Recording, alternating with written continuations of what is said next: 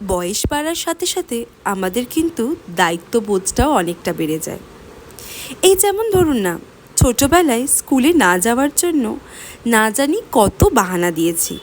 কখনো শরীর খারাপ, তো কখনো বৃষ্টির চাপ, ঘুম থেকে তো যেন ওঠাই দায় হয়ে যেত।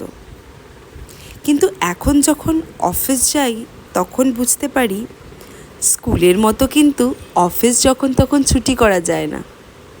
কারণ কি, এখানে মাসের শেষে আপনাকে পারিশ্রমিক দেওয়া হয়।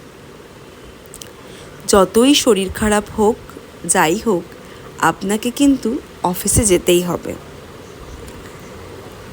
যখন ছোট ছিলাম, স্কুল ছুটি করে যেদিন বাড়ি থাকতাম, বাইরে বেধুম বৃষ্টি, কিন্তু বাবাকে দেখতাম সবসময় ওই বৃষ্টির মধ্যেই বেরিয়েছে অফিসে।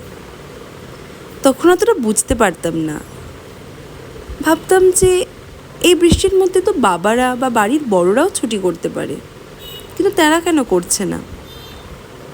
কিন্তু এখন বুঝতে পারি যে কেন রোদ, বৃষ্টি, ঝড়ের মধ্যেও বাবারা অফিসটা ঠিক করে যেত।